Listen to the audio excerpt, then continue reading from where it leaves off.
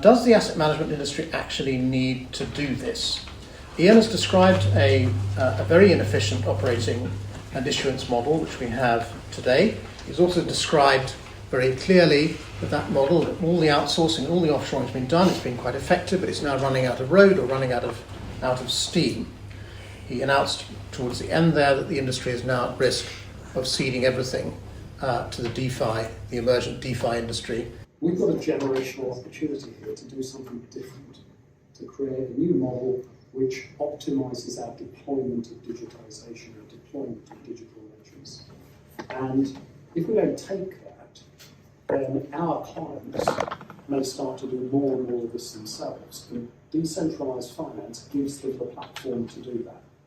So if we don't do this, then people may run out of patience, as I think there is evidence they already are, with organised finance, and will go to decentralised. That's a threat, an existential threat to all of us. This isn't stuff of science fiction that will be here in 10 years' time. It's here today, and there's billions already locked into it. Has anyone actually done the hard work to work out whether the industry will be better off doing this? Our managers are already charging like 40, 50 basis points for running people's money. Now, if we assume that the industry likes margins of 50%, which I think it does, I'm sure Megan will confirm that for us, that leaves 20, 25 basis points roughly for costs, and 7.1 basis points is a quarter or a third of that number. Now, if we say half those costs are operational, that means that we're cutting 7.1 basis points out of 12.5 basis points. In other words, we're reducing the amount the asset managers are prepared to pay to 5.4 basis points. Now, I can remember when I first started covering the custody industry 30 years ago, that actually you paid twice that. You paid 10 or even 12 basis points for custody alone. And we're now saying that the institutional investors, the end investors, are going to be asking the industry to get the entire operational cost down to 5.4 basis points. Can the industry get down to 5.4 operational cost ratio without a total transformation of the way it does things? No. Not easily. I think Ian paints the picture up front. I think if I look at ourselves, I look at our peers, we've spent the last 2 decades of outsourcing, offshoring some more, and at the same time we've also, the model has brought in loads of intermediaries, and on top of those intermediaries you've got the burden of oversight. So you can't abdicate your responsibility to all those things you might have outsourced. And more we're seeing the need for oversight, become more draconian depending on the various regions that you're in. So I don't think we could easily reduce that cost of administration down to that level. Without a radical change in the model, it will be very, very difficult to change that cost base. And that model doesn't just mean our model, it'll have to mean the end-to-end operating model. Cost is irrelevant if the entire industry is not providing value. If you happen to be 30 and settled with 50 grand's worth of debt post-university, and it'll be until late 40s, if not mid 50s, where you'll be able to save enough money to buy an average size house, the current game is rigged and it's not for you. I just fundamentally think the current system is unfair. I think we can create something that's better. We might fail, that's okay. Equity is fundamentally unequal right now. You have an investment that in perpetuity gives you a return however hard somebody else works. So that is why we constantly see the fall and death of most organizations, because people working the hardest in those organizations tend to, after a while, not get anything. So if you're pretty good, you're going to create your own startup and fleece your employees until they leave, if they're any good, and they'll start their own. Now, some organizations will stay long enough to kind of fulfill those, but most of the time you have this perpetual cycle of renewal. So people understand that, some people at least, and they're looking at new models.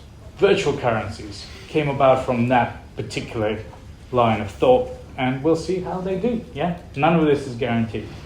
Tokens. people talk about tokenomics. Really, we're talking about network effect businesses where you're matching supply and demand from different participants.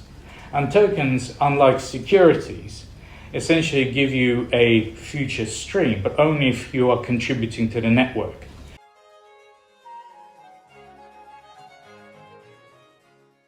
So I personally would not bother moving existing assets onto this infrastructure.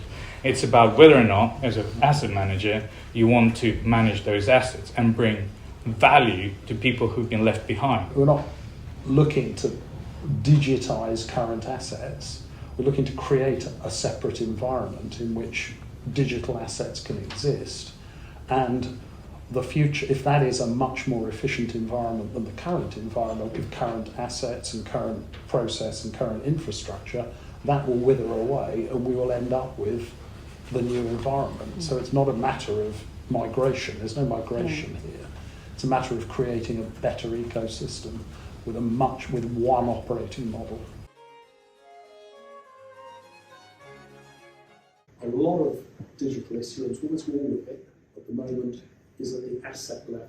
And as soon as you issue at the asset level, you concretise that asset class. You concretise the asset and its life cycle, and its operating model, its terms and conditions. In the digital world, the only thing which is happening is that value is moving as a token flow on the digital ledger and nothing else. What we're trading are not assets. What we're trading are tokens, and those tokens can be traded as a whole, as a single token, as a fractional token, as a cluster of tokens, not assets. After the trade, we hold tokens at nodes, not assets in portfolios. And those tokens are, if they are purely digital tokens, they're not about assets, they're about pledges. They're about pledges to future flows. I think there are two kinds of assets you can see. There are assets which are physical or that they exist in the conventional world. So if you've got an equity, what do you get when you buy an equity? You don't get a commitment, you don't get a pledge to a future flow. Nobody is pledging redemption when you buy an equity. When you buy an equity, you're buying hope. You're buying a view that you might at some point in future, you kind of expect to get a better flow than your outbound flow to buy the equity. So what you bought when you buy an equity is two things. You buy hope and you buy a very imprecise pledge. When you buy a fixed income instrument, or you're into a swap, or you're looking at representing your liabilities, or you're creating an order or whatever, there is a pledge which says you will get this income, maybe relative, it may be floating, but that's pretty good compared to what you've got with an equity, and you've got a redemption pledge. And redemption pledges are hard to come by, but the redemption pledges are the distinction really between the fixed income and the equity world. Interestingly, funds are, if they are conventional principal traded open-ended funds, they are pledged vehicles. So there is a pledge from a fund, from an OIC, that you will redeem, the OIC will redeem at a price to be fixed at the point of redemption. So it's just like a floating rate coupon, but it's a redemption. And it also, it also pays dividends. Also, if it's a distribution unit, if it's a distribution class, then you get a pledge of income as well. So people think of funds as being like equities, but they're not. They're much more like fixed income because they have a redemption pledge. A fund in this digital context, in the context of the smart token model, is not remotely like a fund as we see it now. So it is a wrapper only in the sense that it's either a node or it is a cluster within a node, which is out of which the fund manager will make pledges. So it's up to the fund manager on the basis of the mix of we'll call them assets and liabilities, there's a mix of tokens and pledges, cash tokens, asset tokens, title tokens, digital tokens that they've got within the fund cluster, to make pledges to their fund holders. So the fund manager can make whatever pledge they like. They can create classes if they want. They can create different pledges for different groups of investors, so long as they can meet those out of their asset and liability mix. So the fund isn't owned by people having shares in it or units in it or whatever. The fund manager is just making pledges to the investors, and that's all. A fund structure in itself, it doesn't self-actuate, it doesn't self-discipline itself, and therefore we create reams of regulation and people monitoring what's going on in the fund, what's going in the structures, etc. So is it fit for purpose in the long term? No. I mean, the fund structure's been around for way longer than I have. And I think it is time to reconsider investment vehicles. And it's time to reconsider how people get value from investments.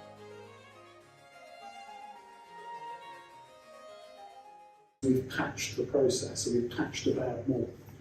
So we've just created more and more things like central settlement depositories, central counterparties, clearinghouses, things that mitigate the bad effects of the model that we've got, the model that we've created. If we go back to the two key parties who really matter in this, the asset owner and the capital issuer, let's call them for simplicity a buyer and a seller. In our current market, in our current market infrastructure, if these two innocents want to transact, then there is a blizzard of other objects and entities that get involved in that process. Many of them regulated entities that are mandatory in the process. So investment isn't already digital, investment is computerized, computer records of an ancient process. So digitization is not a replay. It's not about a sexier way of just doing the same thing that we do now. It's a real opportunity. And it's an opportunity to this generation to achieve something which hasn't been achieved in the past. It's the chance to create a new model of investment, not just tweak the current model, create a new model of investment, and that means fundamental change.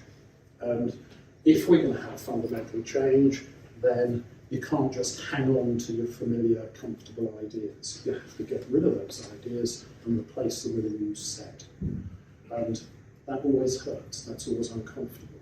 The better model and better market infrastructure leads to revolutionary and very, very dramatic change. There is a layer of infrastructure we would like in order to facilitate, to make this as easy as it can be. But then on top of that, there's a build of the operating model itself. And once you've got that, then you can play. Then you can have whatever asset class you want, and you've got your one operating model. But that doesn't have to be blockchain. Who's creating value in the process, and it's the value creators and the asset owners that are really going to need to drive this with the lawmakers and the regulators. I just don't think there's any individual party that will get it right on their own. But it fundamentally has to start with some pressure. I think the pressure comes through Treasury, and I think that's where we need to be working with them to try and help change the model to attract investment. Education of the regulators and the government and ourselves is the most important thing, because people barely know the difference between tokenization and a token.